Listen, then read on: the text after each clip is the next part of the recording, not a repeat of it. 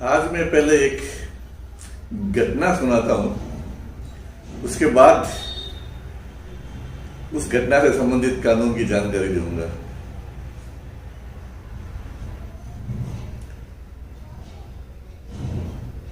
1990 के आसपास की बात है। मेरी पोस्टिंग राजस्थान सरकार में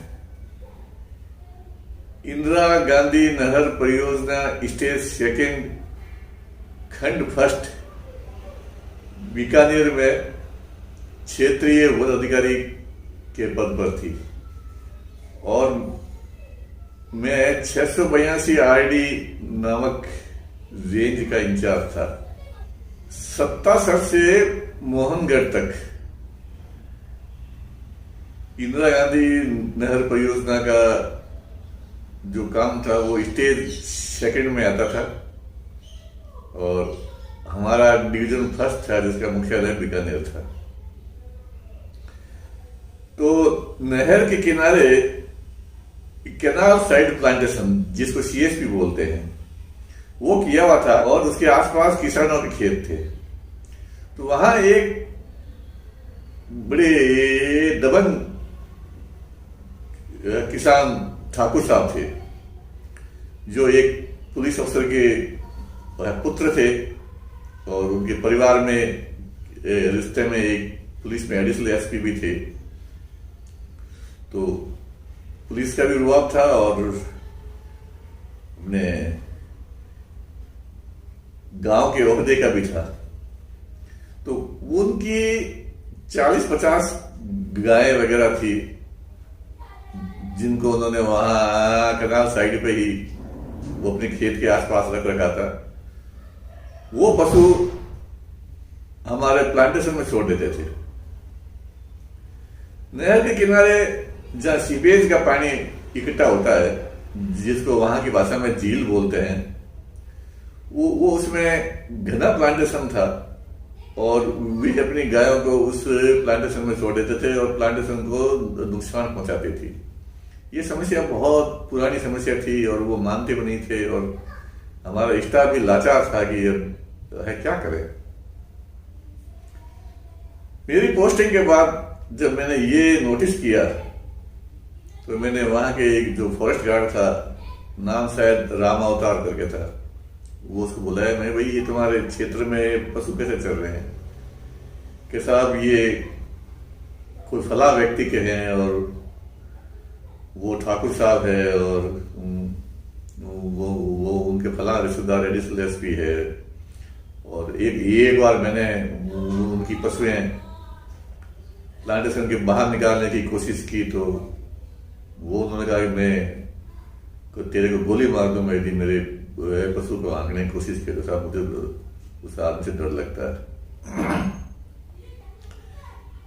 फिर उन ठाकुर साहब की मैंने आसपास फीडबैक भी ली तो वाकई में वो बड़ा दबंग किस्म का आदमी था। मैंने मेरे स्टाफ को बुलाया। उस समय मेरे एक फॉरेस्टर थे अमर सिंह जी करके, एक फॉरेस्टर थे सरदार जी थे बख्तावर सिंह जी, एक फॉरेस्ट गार्ड थे बलविंदर सिंह जी और भी एक कैटल गार्ड वगैरह स्टाफ थे। उनको बुलाया। मैंने कहा इस समस्या से कोई समाधान में पाना है और ये अपनी इज्जत का भी सवाल है कि अपने प्लांटेशन में इस व्यक्ति की गाय डरले से चल रही है तो आसपास के दूसरे किसान भी कहते हैं कि जब उसकी गाय चल रही तो हमारी क्यों रोक रहे हो? तो ये चीज मैं सहन नहीं कर सकता, तो इसका इलाज करना है। तो स्टाफ ने कहा साहब आप तो हमें आदेश दे दीजिए, वो आदेश की पालना हम कर लेंगे। अभी क्या करना क्या नहीं करना सर, वो आप अपने आदेश में हमें बताए। ये भी ठीक है, बिल्कुल आदेश तो है मुझे देना है क्योंकि समस्या गंभीर है। तो दिसंबर का महीना था, बड़ा कोई सर्द महीना था और ठंड के दिन थे और वे वैसे ही कैनाल के आसपास ठंड बहुत ज्यादा ही होती है। तो हमने तय किया कि आप दिन में उन गायों को पकड़ के ला करके और अपनी रेंज के पास में जो एक बाड़ा बनाया हुआ है उसमें डाल दो। मैंने उनको सिर्फ इतने ही निर्देश दिए।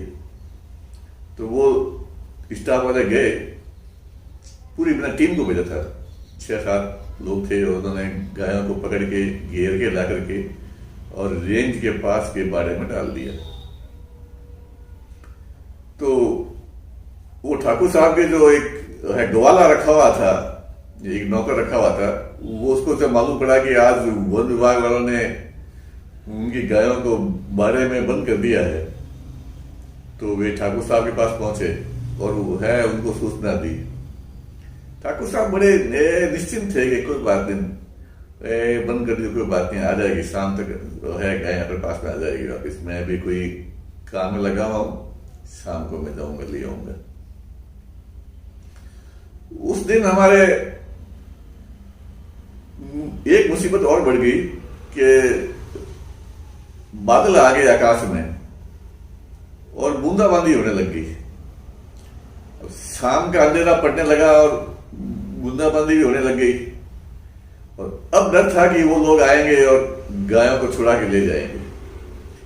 ये पक्का तय था, और हमारे पास समाचार भी पहुंच गए थे कि रात को 4-5 लोग आएंगे, ठाकुर साहब के आएंगे, आदमी आएंगे, वो इसमें तारबंदी में से दो गायों को छुड़ा के ले जाएंगे। ये पक्के समाचार थे। तो 682 आरडी से छत्तरगढ़ 45 किलोमीटर दूर पड़ता है। छत्तरगढ़ एक कस्बा है और डिवीजन है। तो मैंने जब मालूम किया आसपास कि मैं भाई यहाँ किसी गांव में कांजी हाउस है क्या। कांजी हाउस वो होता है जो पंचायत के अधीन होता है, और ये इस तरह के पशुओं को जो खेतों को या सार्वजनिक स्थलों को नुकसान पहुंचाते हैं उनको ले जाकर के कांजी हाउस में रखा जाता है। तो बताया साहब कांजी हाउस तो छत्तरगढ़ में है, उससे पहले कहीं नहीं, और छत्तरगढ़ वहां से 45 किलोमीटर दूर पड़ता था। तो फिर मैंने ये निर्देश दिए कि भाई ये जो छत्तरगढ़ ही ले जा करके और वहां एक कांजी हाउस में रखना है, और ये आज ही शाम को ही पशुओं को रवाना करना है। और दूसरी बात, एक मेरा अनुभव है कि दाव वही खेलो जिसमें पूरी जीत का आदेश आओ, और जीत के लिए आपके पास में जितना सामान हो उसको उपयोग लो। हारने पे सबका मोरल डाउन होता है। तो एक सवाल आया कि साहब ये गाय लेके जाएंगे और रास्ते में खुद छुड़ा के ले जाएंगे साहब वो। तो मैंने उनको बताया कि भाई तुम नहर के रोड के दूसरी साइड से जाओ, यानी कि नहर के लेफ्ट साइड से ले जाओ जहां कोई सड़क नहीं है, और पटरा भी मोटरेबल नहीं था इतना, ये साइड से ले जाओ। और उन गायों को ले जाने के लिए एक पूरी हमारी जो 8-10 आदमियों की टीम थी ना, वो टीम मैंने लगा दी कि कोई गाय एस्केप होकर नहीं जाए। और अब उससे पहले हमारे सारे कागजात वगैरह सब पूरे कर लिए थे, क्योंकि आदमी को कानून के कागजात सब पूरे कर लेने चाहिए थे। तो साहब वो भी रवाना हुए। 1-1.5 घंटे बाद को ठाकुर साहब के आदमी आए, तो वहां उनको वो कोई बाड़े में कोई गाय वाय नहीं मिली।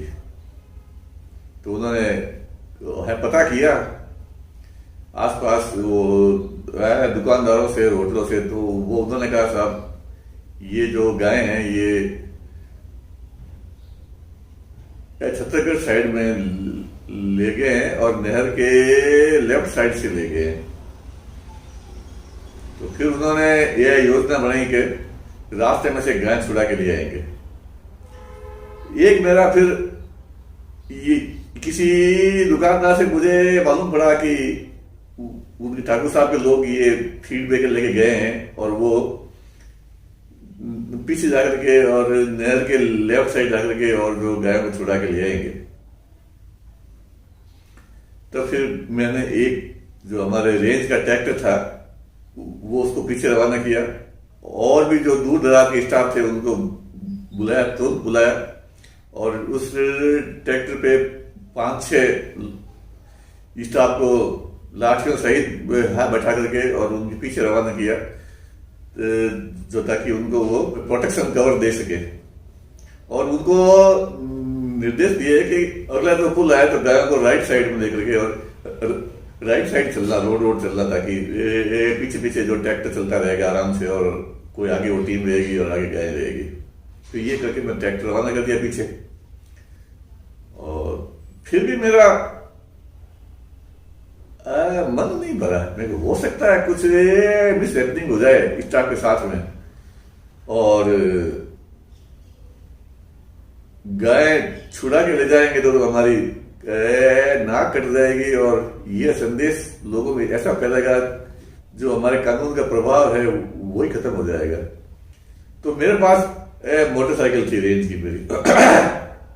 मैंने एक जो फॉरेस्टर थे और फॉरेस्टर थे उनको और एक गार्ड को, दोनों को मोटरसाइकिल पे बैठा करके पीछे भेजा कि किसी भी तरह की मिस हैपनिंग हो तो तुरंत मोटरसाइकिल के से आकर के मुझे इतला करना था रात की कितनी बजी हो। और ये मैं जितना मैं उनको समझा सकता था और जितने मैं साधन उपलब्ध कर सकता था, ट्रैक्टर, मोटरसाइकिल, स्टाफ, वो मैंने सारा उपलब्ध करवाया। और फिर मैं नर्सरी में बैठा।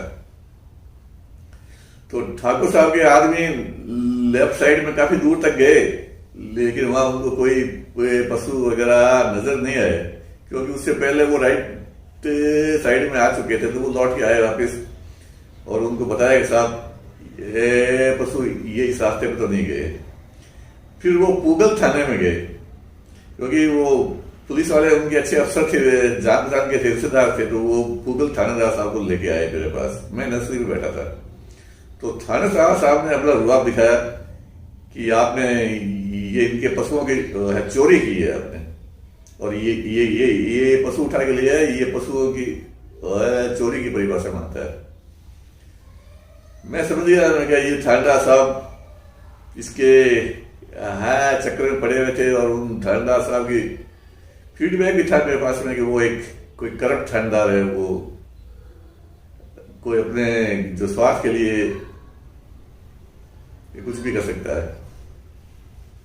मैं थानेदार साहब कहता हमने चोरी नहीं की, और आप ये बात किससे कर रहे हो?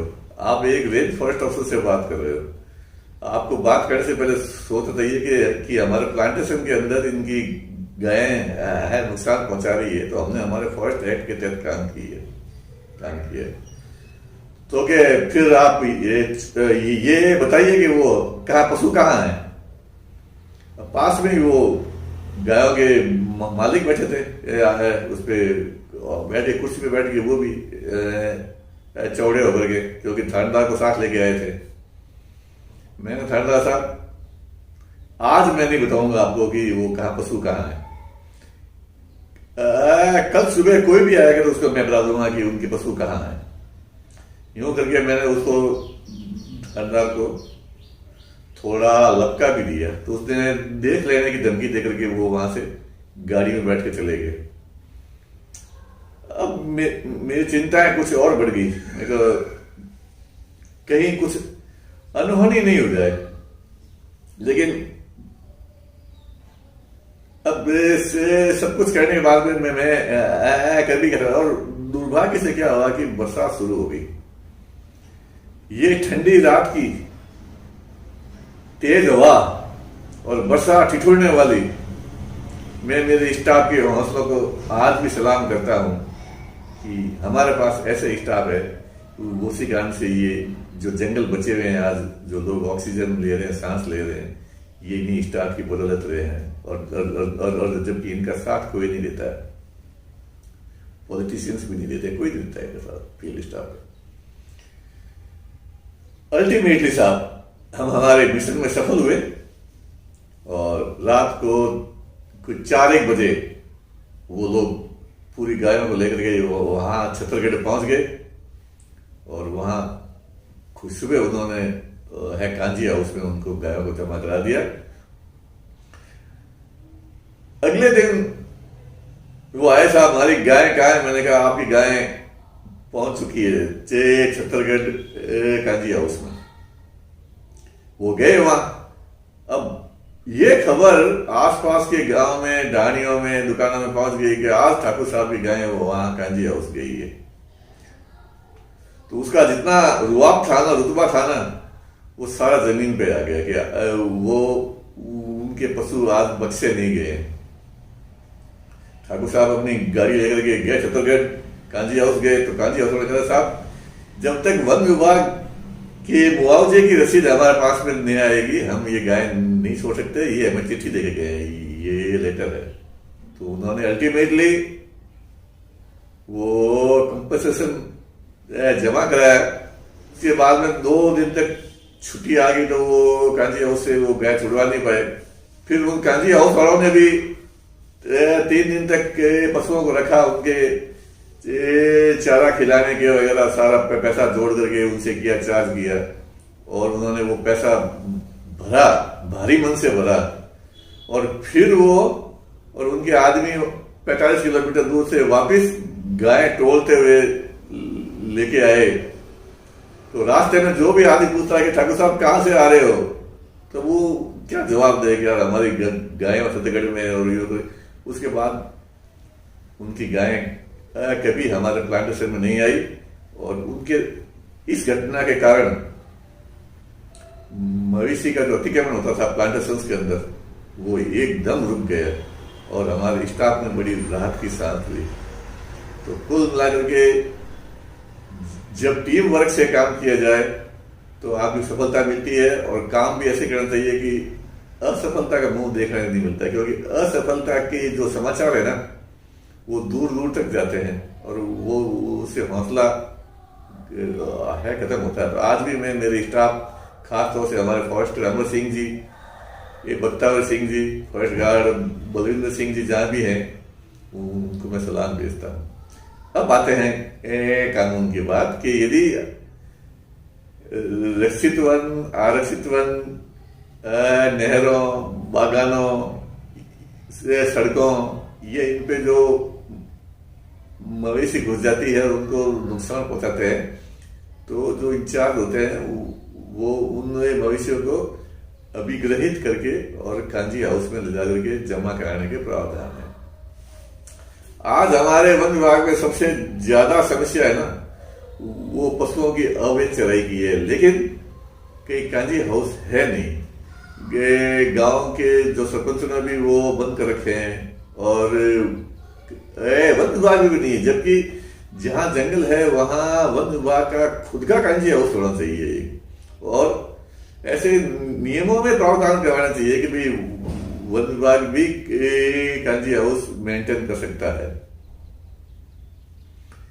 एक हमारे राजस्थान में वन मंत्री आए थे श्री माधव सिंह जी दीवान, वो रहे तो कम, लेकिन वो उन्होंने वन विभाग की व्यवस्था में काफी परिवर्तन लाने की योजना बनाई थी।